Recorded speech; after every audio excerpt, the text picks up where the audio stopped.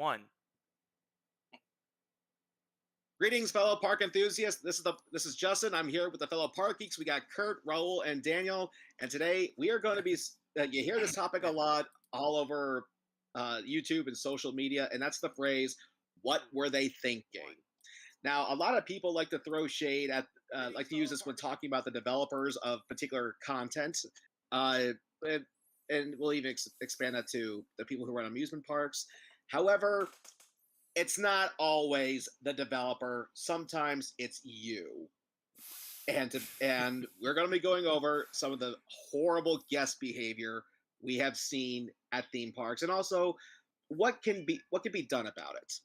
So let's go ahead and kick things off with a little game that Kurt has told me every time he and I go to an amusement park together. Kurt, why don't you tell us about this little game of yours?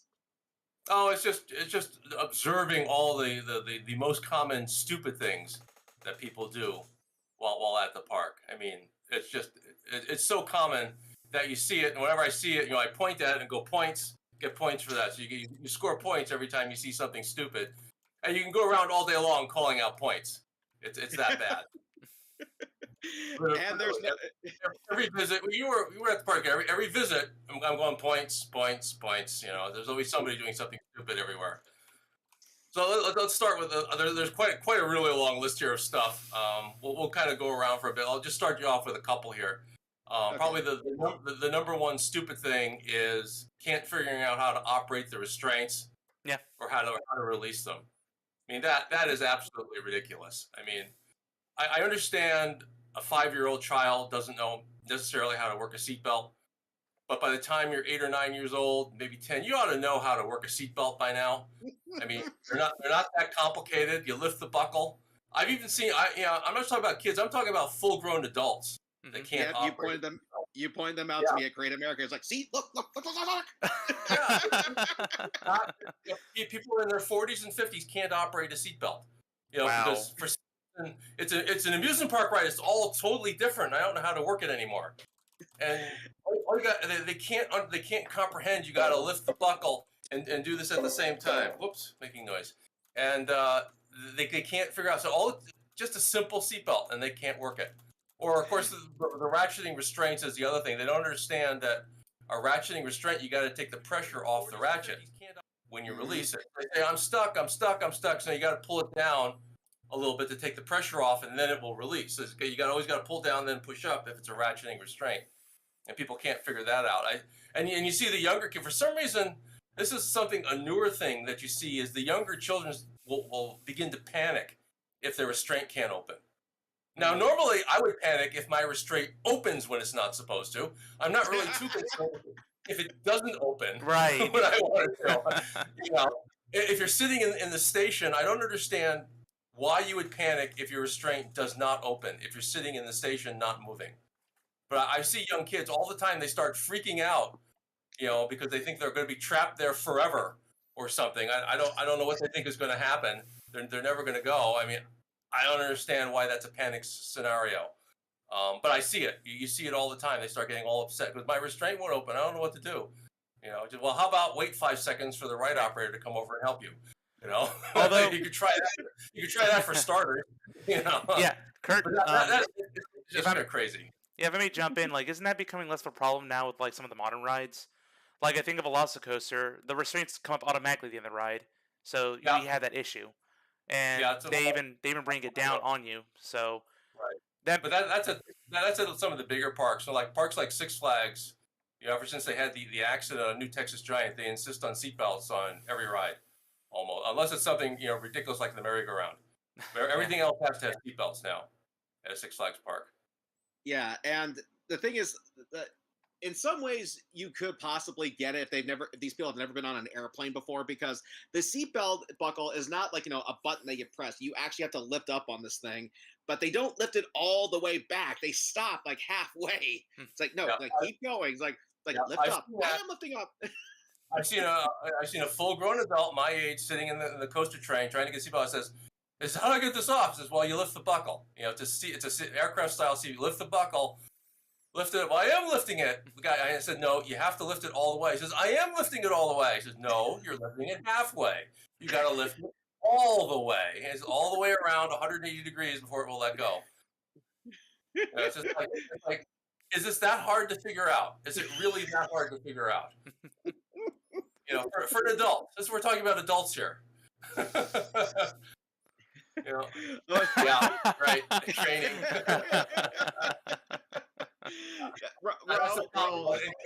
And kind of along with this, some of the exit gates on the rides, you don't see this as much at the large parks, but smaller parks like the more medium-sized, like Six Flags parks, the exit gate on the way out will have a push bar. A standard push bar you've seen on who knows how every school you've been in. There's a big push bar.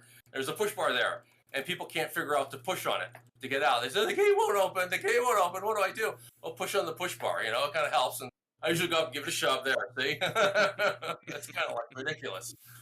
Or the one on one of the rides at my local Six Flags park, the push bar is a little stiff.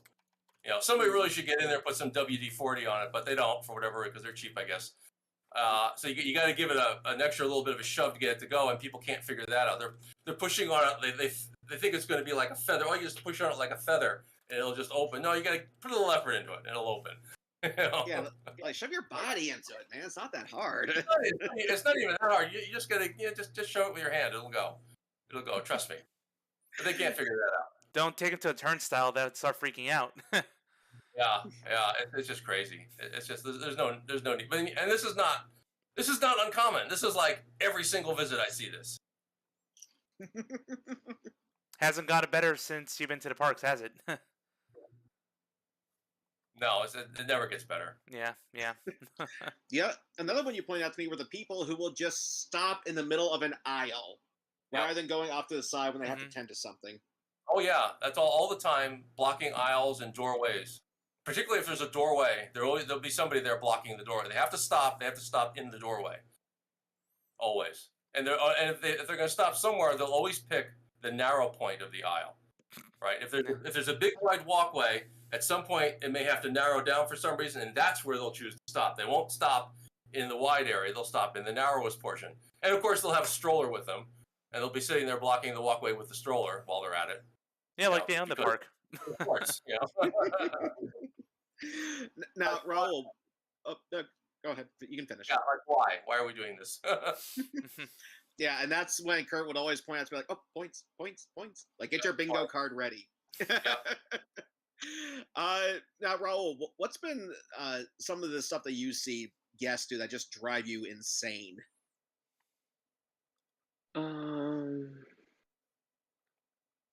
During when I was a pass holder, I see, or even visited the parks, something I always see that I never understand is when people bring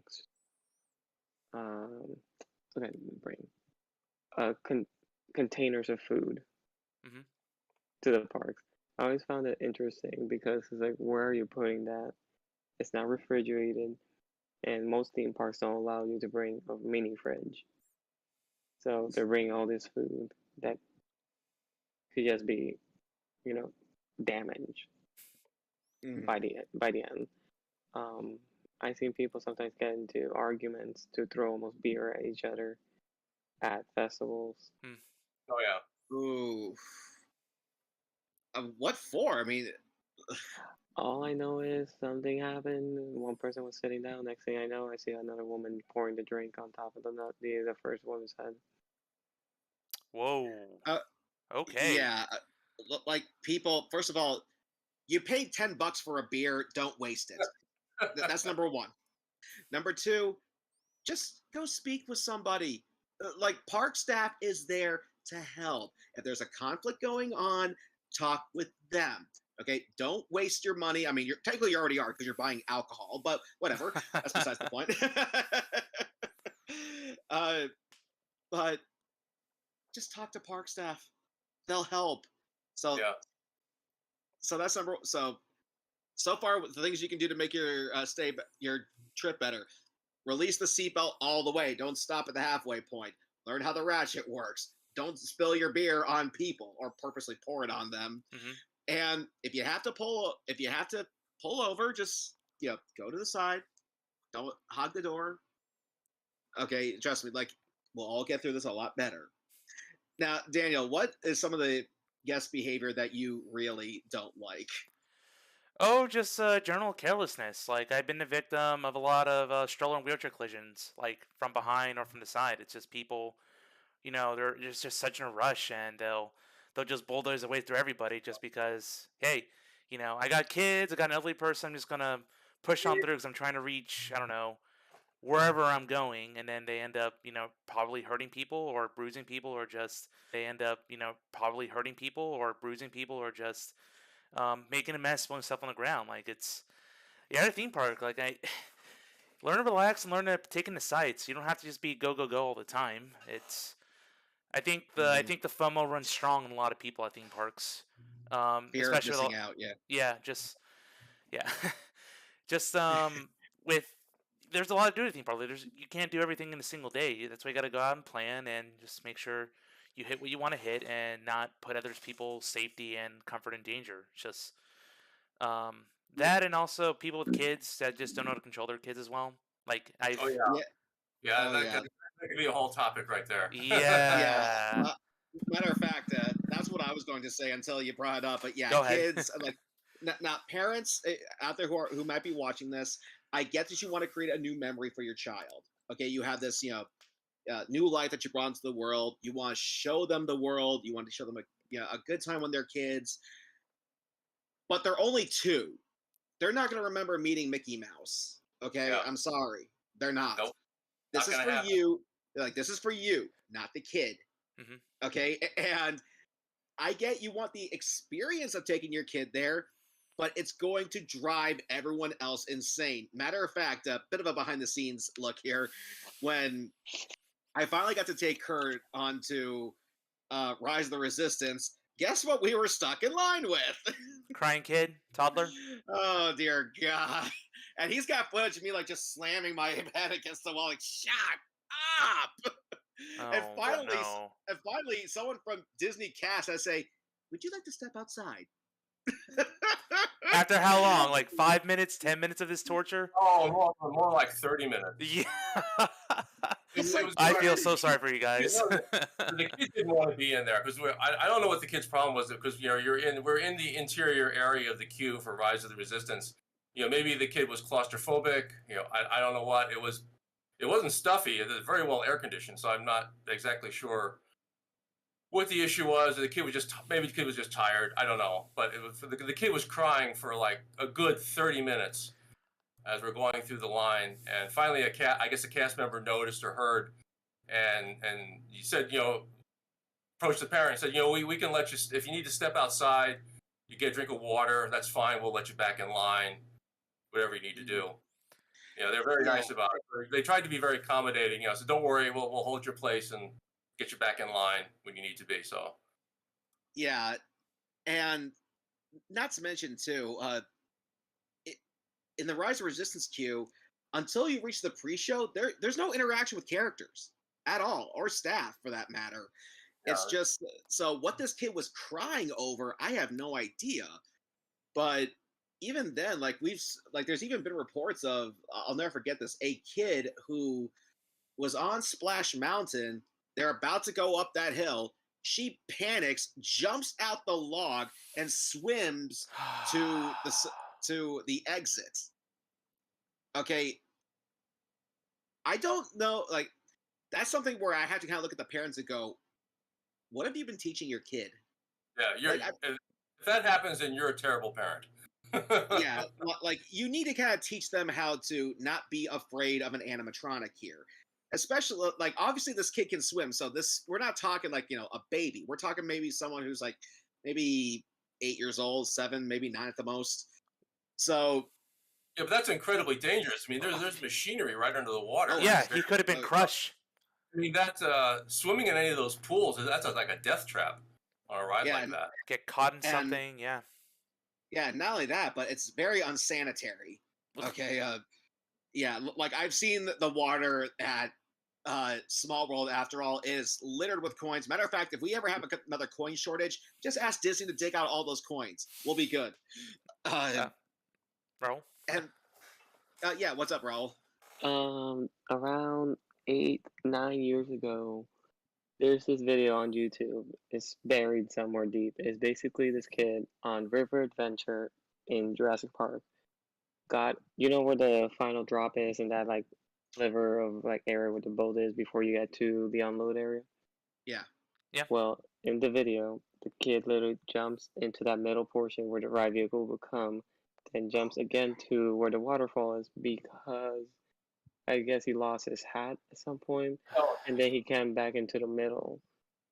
And again, this video, if I remember correctly, was 9 years ago, 8 years ago. So like at least it's one of those videos that wasn't recent. It just when I looked it up on YouTube, it took me a little bit to find it, and Yeah. it just shows the kid in the middle of the right track. Yeah, and I know some of us may throw shade at Disney, but when I saw that incident happen, I said, Disney, you better not give that family one penny. Don't give them anything of value because this was clearly on them. Yeah. Because something like this, like to quote Denzel Washington, everything starts in the home. Okay, before you can even worry about any outside influences hurting your kids, it starts within your house. Okay, if your kid is so afraid of that hill, you need to teach them how to kind of toughen up here. I mean, that's what my dad did, and I turned out for the better. Now, granted, I didn't do anything stupid like that kid, but you get my point. Right. Kind of taught me how to face that fear of the ride. Yeah. Well, that kind of goes into another one I was going to bring up is when parents drag their kids onto rides they're not ready for. Yep. Oh, you see that one quite a bit. I mean, don't force your kid onto a ride that they don't want to go on. Just don't do it. I mean, I've been on, usually it's the haunted house rides that kids don't want to go on and parents want to drag them on anyway. And I've seen, kids just freaking out by the end of Haunted Mansion or by, the Alien Encounter. That used to get a lot of kids. Just why are you bringing your kid on this attraction when they're not ready for it? And Alien Encounter even said that it is not recommended for anyone below 13. Yeah. Well, the problem, the root cause of the problem is that dad paid thousands of dollars to drag the family down to Disney World, and gosh darn it, everybody's going on these rides whether they like it or not. Because I paid thousands of dollars to get here, so you're going on the ride. The parents get this, we're going to do this whether you like it or not attitude, and when you get that mindset, that's wrong. You're ruining the vacation for your kids. Let your kids pick what they want to go on. And for anybody out there who is saying, well, none of you guys have kids, how can you speak for that? Yeah. Well, that means our judgment is not clouded. Okay, take it from outsiders here. Okay, if a kid is not ready for a ride, then don't force them on. Like wait until, and that's the other thing too. Like wait until your kid is past 2 or 5 before you take them to an amusement park. At least some of these bigger ones, because it's pretty easy to see how a kid could get freaked out by, say, some of the people they have at Universal or maybe at Disney. But once they reach like maybe 7 or 8, that's when I think is the more appropriate age to start introducing the theme park world to kids. And even if some or 5, in my opinion, if you're gonna do a mega vacation, to either Disney or Universal Park, 5 is like the minimum because they're not going to remember. I mean, just ask yourself, how much do you remember before you were age 5? Hardly anybody can remember anything. 2 memories. That's it. Yeah, I got a few fragments. I remember kindergarten. I was 5, went to kindergarten. I got a lot of memories of kindergarten. But prior to that, I got a little bit, few fragments of memories here and there, and that's about it. It really starts around age 5 is when your memories start to hold. And I think I think if you're going to spend thousands of dollars on a trip for your kid, you got to wait till they're 5.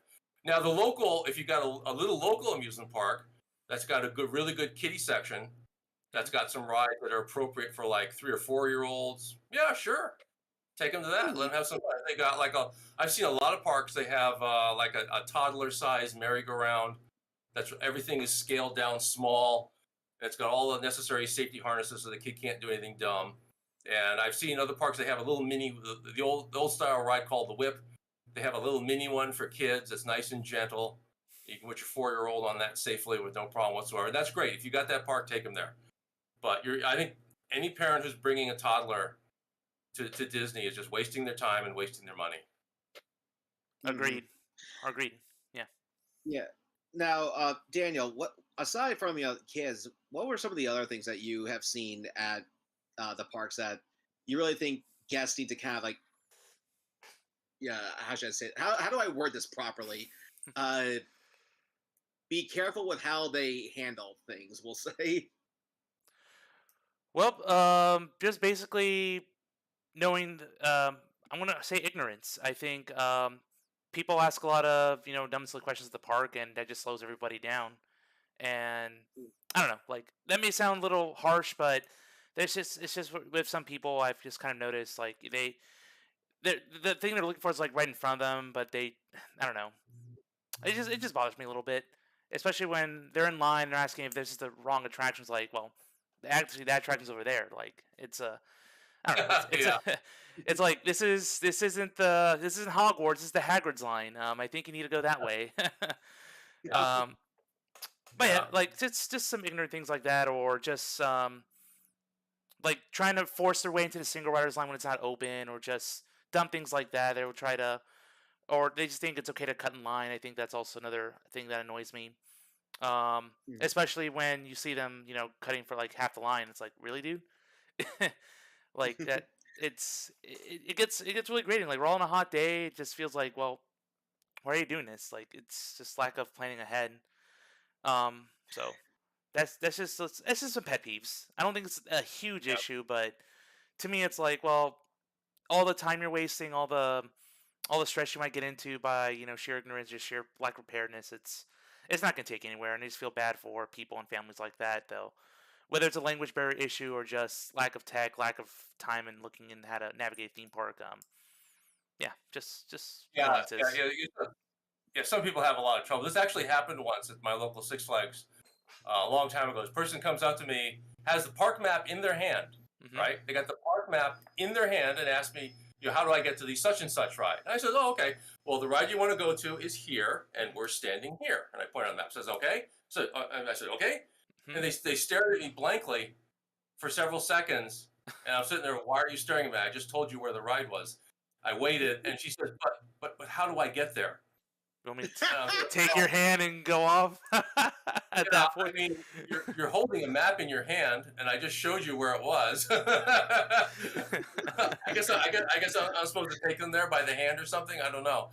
Yeah, it might be language barrier thing. You're holding the map. You're holding the map. Read the map. That's like a celebrity. That's like a celebrity buying a star map and going, "Now where do I live?" Yeah. Or the people who ask me what time it is when there's a clock right next to me on the wall. Well, the clock is like right there. but you see, the park people know about this. I was at Disney Studios Park many years ago. This was shortly after Twilight Zone, Tower of the Terror opened, and they were having, as everybody knows, it was having lots of trouble back in those days trying to stay up. So the ride was just going up and down all day long. And I was there once, and apparently they weren't even going to bother to try to run it. They were doing some kind of major work on it. They had all these signs out in front of the entrance saying Tower of Terror will be closed today due to maintenance, la da da da da. But because people because they know, and Disney knows that people won't pay attention to the signs, even though they were literally all over the place. Yeah. Right. They had a whole bunch of cast members out there telling people individually, says, "Oh, Tower of Terror won't be running today. We just wanted to make sure you know that." Because they know that people won't read the sign that's right in front of them. They still had cast members there to tell them it verbally. This is how bad it is with some guests. They've got the blinders on, and they're not paying attention to anything going on around them. Also, the drama that goes on when they figure out their favorite ride is closed for whatever reason. Yeah. Typically, they're supposed to report ahead of time, but it's like, well, sometimes it's out of your control, and there's no reason for you to just absolutely go nuclear on cast members or team members. They don't deserve it. They're just doing their job. It's like, ride's closed, ride's closed. Ride's delayed. You can't make them open it because there's a lot of liability issues that go in with that. And maybe they can't.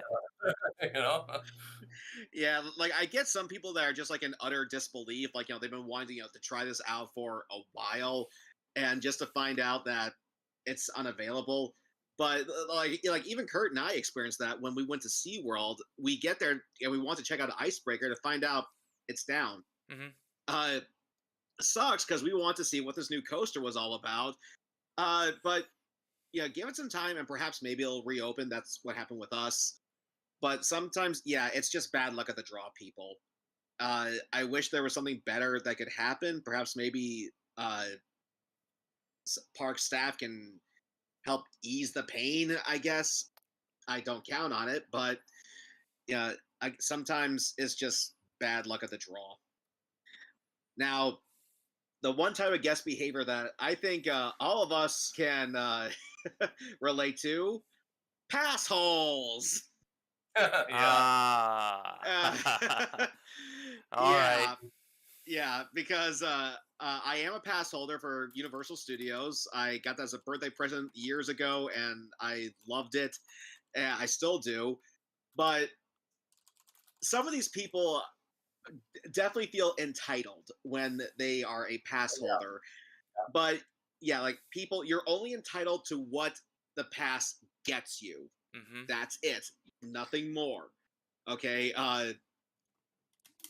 If it says you're entitled to a free parking spot, and if you don't get it, then yes, you have a legit reason to complain.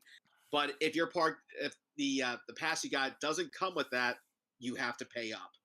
Okay, it says right there on the website what you get with this pass, and they're not always like this to park staff, but they're also like this to other pass holders. Because when I tried Mardi Gras for the first time this year, I yeah for Universal Orlando pass holders, there is an exclusive Facebook page for this group, mm-hmm. and I mentioned that I really didn't care much for it. It wasn't what I thought it would be. It wasn't this big, huge, exciting party. It was just a parade with beads. Mm-hmm. That was basically it. Some food too. Don't get me wrong. Good food. But yeah, it just didn't really do much for me. And boy, were people pissed. How dare you not have my opinion? How dare you? How dare you insult Mardi Gras? You only been there once. Well, I will say this. Because I did go back again. When I did that, I attended a concert. As a matter of fact, I saw Styx, which was pretty cool. I finally got a chance to attend a concert by that stage too. And I will say, if you're going there for one of the concerts, it's definitely better. As someone who goes to a ton of concerts, I can tell you that's definitely the time to go to check out Mardi Gras. But other than that, it didn't really do much for me. And again, people were saying, "What did you expect?" Like, well, I would have liked to have seen like maybe some decorations or some performers towards the back of the park, and that I guess was too much for them. I mean, I try to be constructive. I don't want to be this guy, doing angry rants on the internet, but it's just something I would have liked to have seen. And boy, were people pissed off. They I had see a performers in the front in the park.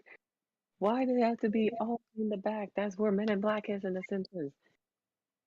Why not? There were some performers that I wanted to catch during Mardi Gras. I was with my folks at the time, so I didn't really have time to go seek him out. Because I have a friend that performs in the brass band of Mardi Gras, and I was bummed I didn't get to see him. So maybe next year. Well, Raul, what's been your experience with pass holes? I see you smirking, dude. You got a story here. I can tell. No, it's just because I myself am a pass holder at Disney, and I've seen both aisles of the pass holder group, specifically of Disney, where there's everyone's having fun, and then there's one person that's like, okay, and then there's other moments where someone's starting something, and then no one turns off the comments, and it just keeps going and going and go. And there was also, without necessarily getting political, they had a specific person being Donald. And for myself, I just don't want Disney in general, regardless of what side, anything to do with politics. Leave Mickey, Donald, Goofy on its own.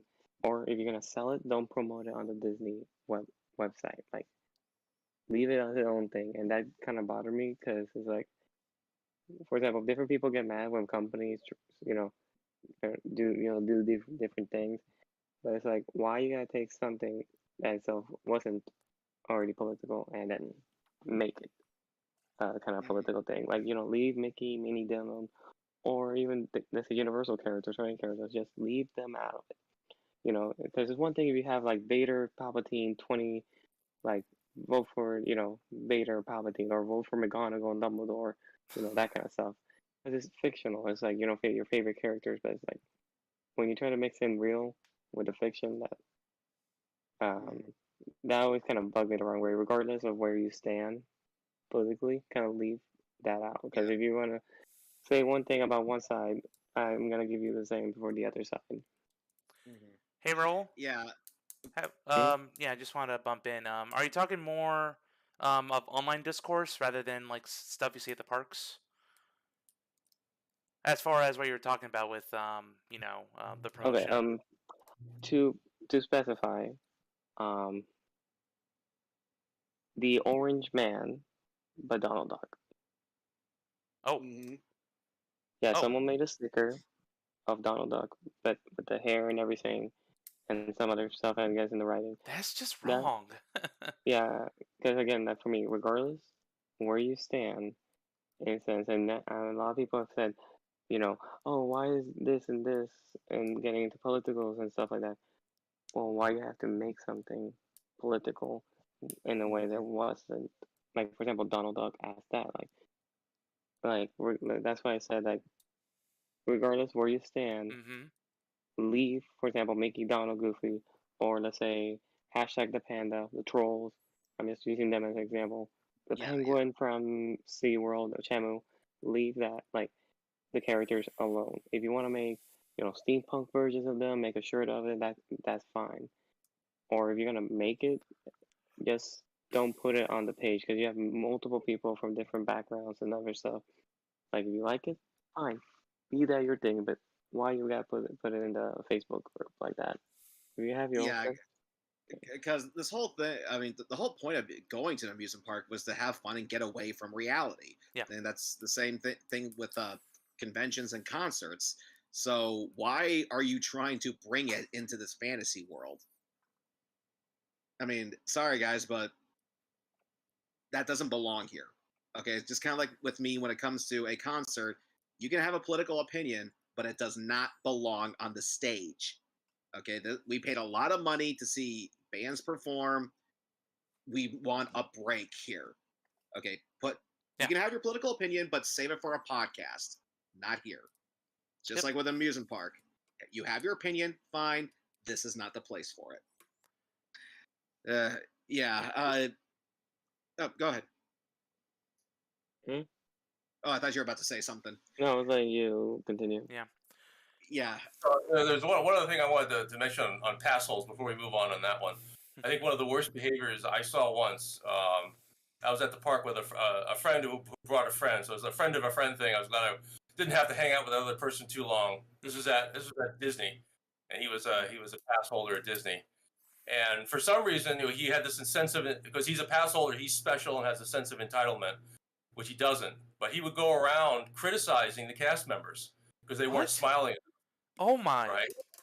Yeah. Ooh. Because they weren't smiling. Because as people as well documented, Disney trains their cast members to smile a lot and be polite because you're on stage. That's part of your role. And he thought in his mind as a pass holder he was special, and he would it was his job now to go around and make sure the cast members were smiling sufficiently. And if they weren't smiling sufficiently, he would tell them to smile. He would go up to the cast members that weren't not interacting with him in any just passing by. He says, "Hey, you should be smiling more. You're a cast member. You're on stage. You're supposed to be smiling." And I'm sitting there going with the guy. How long do I have to hang out with this guy today? Can we leave? I don't want to hang out with this guy any longer. That's a pass hole. That is a pass hole. 100%. They don't have to smile for you. Like, I've been going to Disney for many years. Yeah, I mean, it's not, you're a pass holder. It's not your job to tell the cast members their job or how they're performing in their job. Let their managers do that. You know. Yeah, they already have enough stress. Don't add to it. Yeah. Right. They got the stress of dealing with people like you all day long. You know. I really feel sorry. I really feel sorry for all the cast members because they're not allowed to criticize back. Obviously, right? They just gotta stand there and take it, and that's it really makes me feel sorry for what they have to put up with. Mm-hmm.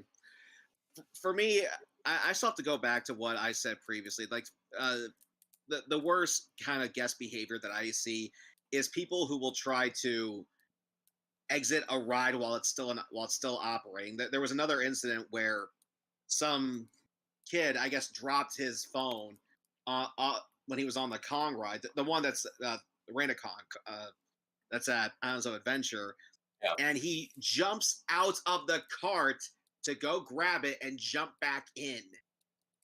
Kid, wait, okay, someone will get it.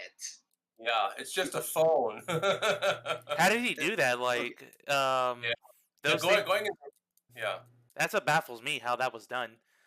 There's no way to climb out. You have to wait for the doors to get up. He probably just waited for the doors to get up, ran around the vehicle, and jumped down. I mean, technically, I think that's the one. Was that actually at Rain-A-Con, or was that the one at Universal? Rain-A-Con. Yeah, then that's where I'm a little concerned in how he did that. It was Hollywood, right? Because it's easier to get out of the cars in Hollywood than it is at Islands of Adventure. Oh, okay. Yeah, Islands. Because at Islands of Adventure, if you're in those buses, there's like these wires going across. Probably for that reason. Yeah, you can't really get out. But at Hollywood, you're on the tram tour ride, and you can just hop. It's just a door there, and it's open. You can just hop over it. I'm pretty sure that happened in Hollywood. Yeah. But going into ride restricted areas is insane. I mean, there have been fatalities. I mean, some teenager tried to retrieve his phone. He dropped his phone on the Raptor roller coaster at Cedar Point a number of years back. And he climbed the fence into the restricted area where the ride is running. And, the ride came while he was there. It's a suspended roller coaster. The track the car hangs below the track. And it goes pretty low to the ground there. And he jumped the fence in there to get his phone. And, of course, unfortunately, the train came along and killed him. And it also happened at Six Flags Over Georgia many, many years ago. This is on the order of like 15, 20 years ago. Conflicting reports, some teenagers, they climbed the fence towards the back of the parking lot, which gets you into another suspended roller coaster ride. Depending who you talk to, they were either trying to break into the park or they were quote re-entering the park from earlier. They already entered and they didn't want to walk around to the entrance, so they climbed the fence as a shortcut because they were re-entering the park. But anyway, they climbed the fence into the restricted area of the ride, and the ride came along and killed them. So this is serious stuff. Don't go into the restricted area of a ride. Really. Mm-hmm. Yeah, that has to be one of the pinnacles of bad guest behavior. I mean, the only thing that I think would be worse than that is you did something that got somebody else killed. I mean, that would be the only that's the only way you could level up from that one, is if you cause somebody else's death on a ride. I mean, it's an amusement park. You're not supposed to be doing things like this. Fun, Yeah. I mean, look, the days of Action Park are over. Okay. Yeah. Don't turn this park into Action Park, right? Yeah. Now, Raul, didn't you actually tell me that one of the reasons why Dueling Dragons actually shut down was because people were actually throwing stuff at each other when it looked like the two trains were about to collide?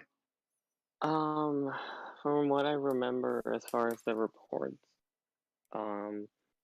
came out, I'm not sure, can't remember exactly sure, because I know, like, I remember watching a video that came out saying that there were incidents that occurred, and that's why not only Dragons, before it closed, Hulk and Rocket added metal detectors, because for those who came, if I remember correctly, it was before 2012, 2013 to the parks, those rides did not have metal detectors. Yeah, that was back in the good old days.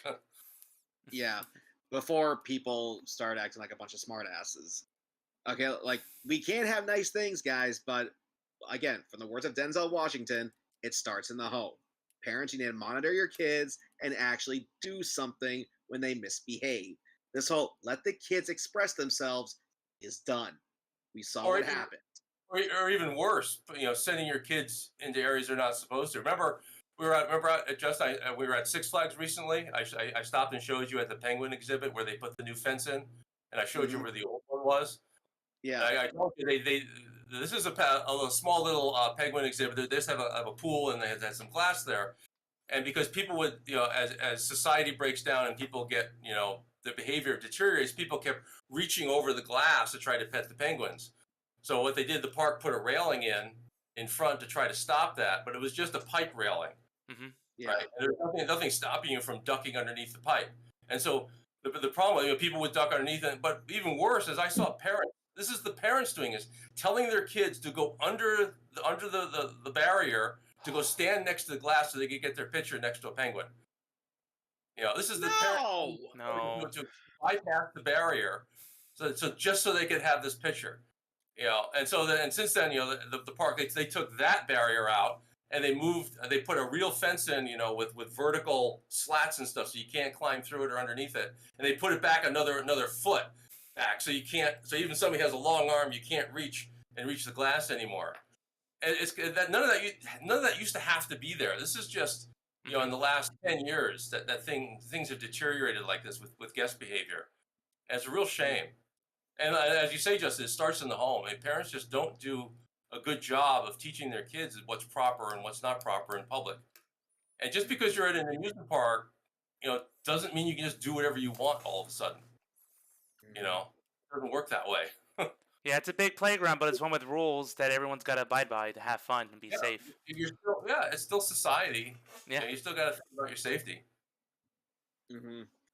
Yeah, I mean, like I'm all for learning how to teach kids how to take a bump, but you save that for the home. And what I mean by that is, like if a child falls down, teach them how to pick themselves up, dust themselves off, and keep going. You don't do that when you just paid hundreds of thousands of dollars to go to an amusement park and have fun. Okay, this is not the place for it. So, all in all, again, to all of our parents, any parents who might be watching, for starters, wait till your kid is at least 5 years old before you take them to a park, and I mean all of them. If you have a few kids, wait until the youngest is at least 5 years old before you take them to a park. The only exception being is if they do have a kiddie section in the park, which is pretty common these days. I've seen it at Six Flags, Universal, Disney. If you have a young one, there is something for them to do. Number two, if a child does not want to go on a ride, do not force it onto them. Okay? If they don't think they're ready, then they're not ready. Okay? Yeah. Number three, learn to pull the seatbelt buckle back all the way. I will still never get over that. You people are the reason why we have a pre-flight show. Okay. Number four. If you have an issue with another guest, don't solve it yourself. Go see a park employee. Don't spill your drink. Don't pour your drink on them. Okay, that is considered assault. Yeah, well, that's also a lot. My experience when I see fights break out among guests, they're clearly there with a group. So they're with a quote unquote friend, maybe not a good enough friend, but it's usually somebody. When I see them fighting, it's usually somebody in their own party that they get into some kind of argument with for some reason. I saw it just at the Halloween event at Great America just this past year. There's a group of teenagers, and for some reason, I didn't see what happens, but two of them got mad at each other and they started a slap fest. I guess they didn't really know how to fight, so they were just kind of slapping and pulling hair and whatnot. Oh man! Security was there pretty quickly and pulled them apart. But what's so important that you have to get into a slap fest for somebody in your group? I don't understand that. I've heard fights break out over merchandise at Disney and other petty things. It's ridiculous. Oh yeah, that's stupid. That'd be a good example of bad guest behavior. Yeah. Yeah, that I'm glad you brought that up because I completely forgot all about that. But yeah, now I can understand being a collector. Okay, it's on my wall. Okay, I'm a collector. I get it. But if they're sold out, they're sold out. If they either better luck next time or check eBay. You don't have to get it the second it comes out. This is something that I learned from Kurt. Okay, yeah. I'm gonna have to hold you up there. Uh-oh. I have, I will say, very interesting perspective of the resellers on eBay because I've seen people go to, for example, Disney World. The first day the merchandise opened, specifically, I think it was the 50th anniversary merchandise when it first came out. People were fighting for those merchandise, and then they're selling double, triple the price on eBay. That's the problem I'll say with eBay and resellers. Let's say if the shirt already costs $49, $39 because it's like a polo or whatever. I would have paid for that, but I'm not paying $200, $150 for that same shirt. And also let's go even way back when Disney World first opened and they announced that Splash Mountain was getting the retheme, and what did people do? They bought all the Splash Mountain merchandise from the Bear Bear, the Were Rabbit, and then selling them for $300, $400, or $1,000 for all three of them. And then for me, I asked my friend who had a preview to go when it was first opening to see if she can get me a merchandise because I wanted to at least get the rabbit.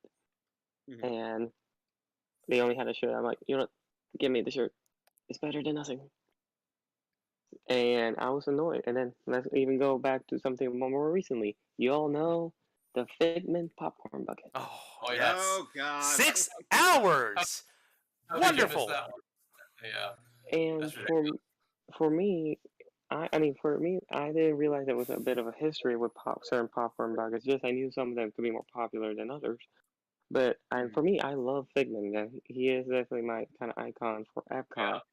And thankfully, a friend of mine helped me get the popcorn buckets. But what annoyed me was, like, for example, people buying them and then selling it on eBay for $500, $400. I'm like, it's a goddamn popcorn bucket. If you're gonna sell it for you know what, maybe $80 or something like that, it's way more. Okay, if it costs $20, sell it for $50. You make $30 profit after getting your money back for the $20. That's fine. $60, fine. But it's like you're overposting its value, kind of like with the NFT things. You're overposting it when it's worth nothing. Like it's worth something, for example, to me, because I like Figment, I love Figment and everything. But in reality, what is it worth? It's not like this is a freaking Mona Lisa. Right. Yeah. That's again coming from someone who is a collector. And matter of fact, all four of us are.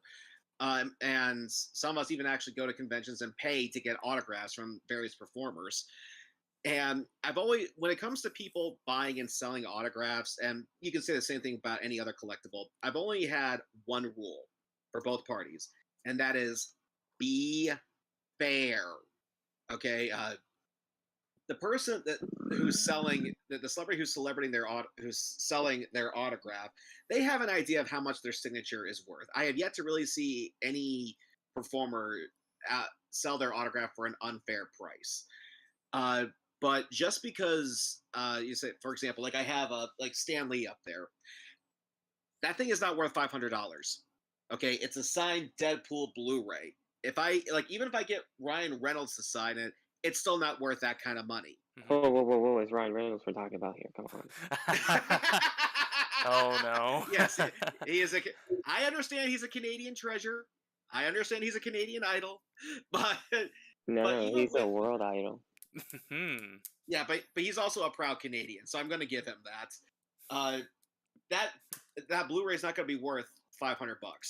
Okay, it's not. All right, I have David Tennant right there on my wall. It's probably the most I ever paid for an autograph, but when the time comes of it and I decide to resell it, I doubt I'll be getting the same amount of money that I paid for it. Okay, you don't need 8 Figment popcorn buckets. I get you're a collector, but just get like maybe 2 or 3. You don't need 8. Let some other people here have a chance at this stuff. And the other thing too that I would recommend for people when it comes to collecting that kind of merchandise is you don't need to get it right then and there and now. Okay, you don't. Okay, once the whole FOMO, again, fear of missing out, once that feeling is gone, the price of these things will tend to drop. Okay, when I got the Midnight Syndicate vinyls from Halloween Horror Nights, these were announced. They get released exclusively. Like there's only a limited print of these things, and people were trying to sell them for maybe that's it. These things were like $50. I think people were trying to sell them for like maybe 300. Oh, at least when they were signed. But no, these things are not worth $300. Okay, and they even had released 3 different ones. There was the first pressing, the second, and the third picture disc with Jack. Now the 2 second ones. Oh, what happened to Raul? I don't know. We'll give him a second here. Yeah. We'll give him a sec. But when yeah, but the reason why I got both of those is because they each have their own individual bonus tracks. There's something different here. But with the first one, there's nothing different. It's just the first pressing and a different artwork sleeve. So I didn't see the point in me getting the first one. I don't need it. Okay, so no, like, you don't have to collect them all. Just collect what you think is worth more. Like, I don't care if it's the first pressing. I don't need it. All the tracks are on these 2 plus some bonus ones. But yeah, what have you guys seen guests fight over? Well, I avoid that like the plague because I don't want to be in that where people are fighting over merchandise. I think that's silly. Yeah, it is. Yeah, I avoid those. I won't go to those events at all. I've been to collectible events. I've been to Disney collectible events when Disney actually ran some really good. They call them the official Disneyana events back at Disney World and Disneyland a long time ago. We're talking over 20 years ago now. Those are really fun, but they had the first couple of years they hadn't figured out how to do the demand, and people were lining up to get into the collectible store where they had limited edition stuff, and they were lining up like a day ahead of time. They're standing in line for like 24 hours ahead of time to get into the store, and that was just insane. And I just had nothing to do with that. I just don't care. I'm just not going to buy those things. Forget it. Yeah. That's all. I've only seen like verbal shouting matches when people either try to cut or just try to kind of weasel their way and hold the line. Or people throw tantrums at restaurants like quick service and stuff. But that's like the majority of I've seen. I haven't really seen anything crazy like punches being thrown or someone had to be restrained. Thankfully, I just hear about these stories and it just makes me roll my eyes every time. Especially over merchandise. Like, fortunately, Fortunately, Disney had learned with the popcorn buckets because after they saw people had to stand in line for like 6 hours or whatever it was to get one. They redid the whole distribution thing where you could book a reservation time to pick up your item. I think you had to pay for it through the app, through the My Disney Experience app, and of course, so they did it out by time. That was great because then there was no line because I saw people, filming that as they go out. You just walk up and you pick up your popcorn bucket and you go, and they had enough supply and enough people there that you just get it and go. So there was no longer a big line. Of course, the thing is they have to try to figure out which of the items ahead of time are going to do that because not everything has the popularity of a Figment popcorn bucket, Yep. But the weird thing is, I will say this: that popcorn bucket. The second day, because a friend of mine was there an hour before the park closed, and they had you could say a mountain of them on the tables, and still ready. And then the park closed an hour after. I went the next day, and they were apparently not selling them because they were out, which made no sense to me because you had the mountain of it. And somehow you ran out in one day when you had plenty of it before 40 to 30 minutes before park close. Yeah, that's coming from Disney's, and I agree. If you have it, probably just sell it. Don't toy people's expectations like that. Because drama can spout at any point in the park. We don't need to add to it. Yeah, and while drama may get clicks, likes, and views, in reality, it's not for the best. No. Okay, if you want drama, watch a dramatic TV show. Fights breaking out in the park is not the place for it. But yeah, that's some of our examples here of bad guest behavior. Please try to avoid this and be considerate to others, and not just to your fellow guests, but also to the park staff. Okay, if you're legitimately angry, anybody can understand that, but throw your anger at the right person. A staff member or a cast member is not the place, is not them. Okay, they're just trying to do a job. They'll try to help you, but again, if you're angry, direct it at the right person. If you don't like the way the benefits of a annual pass is, then don't buy it. Okay. If you don't like the fact that they ran out of merchandise, ask them if they might get some back, and if not, then try to get one on eBay after when the fear of missing out is over. Matter of fact, some say that there's actually a joy to missing out on things because you're not part of that madness. So, and also, again, wait until your kids are at least 5 years old before you take them to an amusement park, or at least something big. Again, kiddie attractions is the exception, but a 2-year-old will shit his pants if they see Mickey Mouse.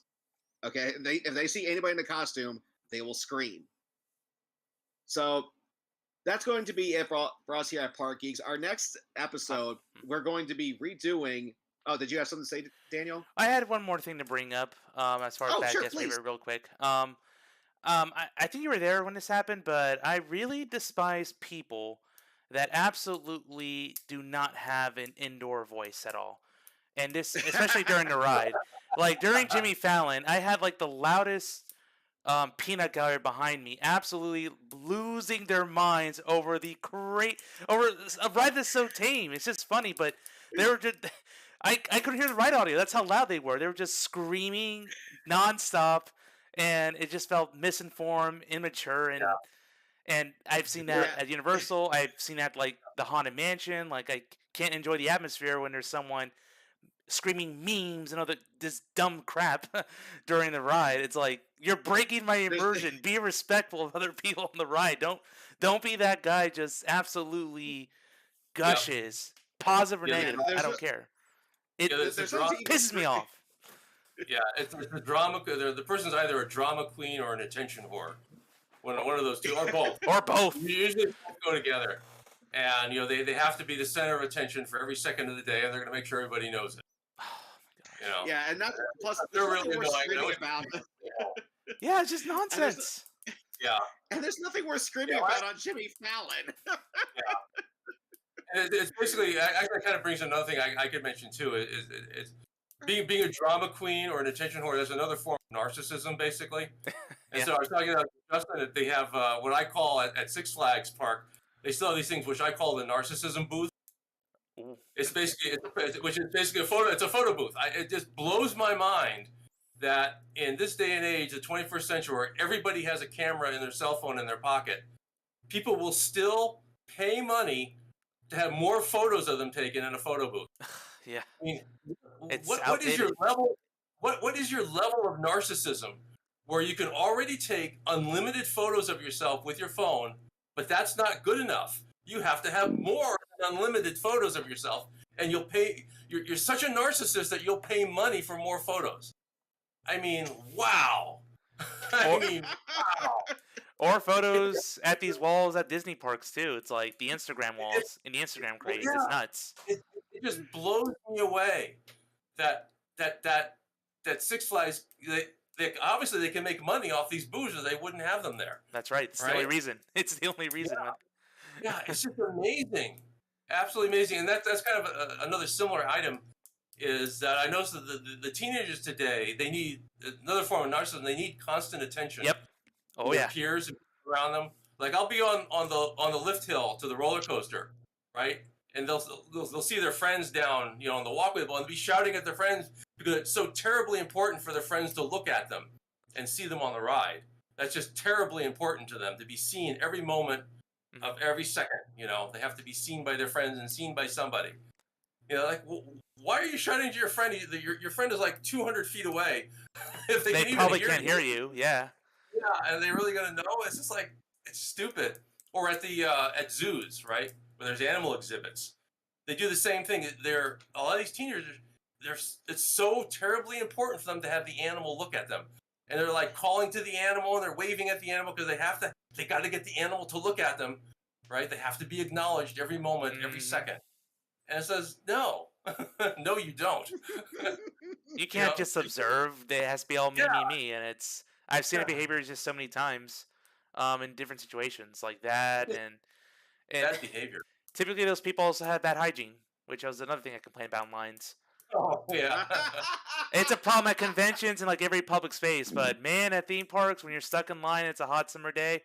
Oh boy, I kind of wish I had my face mask on. I'm like, it's like I have my face mask right here. I'm just gonna bring it out, put some nice smelling stuff in there, and just block that VO if I have to. Ugh, and if you want to be really rude, have a little bottle of air freshener and kind of spritz it on them. I could sneak it in. So like, sorry, my space. Get your funk out of here. Get your drama out of here. I don't need any of that. Yeah, exactly. I'll leave you guys with a story because this is technically not really bad guest behavior, but we were all pretty annoyed by this. But right when Escape from Gringotts had opened up, at the time it was still breaking down. It had those issues, and me, my dad, my siblings were all in this line waiting to get on. And because it kept breaking down, people were leaving the line, which was good for us because hey, we're closer now. But then we hit this well, I'll call it dry spell, where there was no movement whatsoever. There was a Brazilian cheer team there of little girls who were just doing their cheers in the line. And boy, we were getting so annoyed by this. Like everyone's like is a little grumpy, a little cranky because of the ride. And here you are doing your cheer. Yeah. And me being the smart ass, I just went, Silencio! And my siblings start laughing because I was just trying to think of a smart aleck way to say shut up. But turns out that's actually the spell in Harry Potter for silence from a person. Oh, the irony. Congratulations, you have now role played in the Wizarding World. And you are now a hero to those same Brazilian people. You have made their day. Good job. And girls, I doubt you're watching, but just to clear my conscience, it's nothing personal. That was just not the right time or place to start cheering. But anyway, next time on Park Geeks, we're going to redo an episode that we had technical issues on, The Ghosts of Rides Past, where we're going to be talking about some of our favorite defunct rides, because Lord knows there are plenty that we wish we could ride just one more time. Oh, yeah.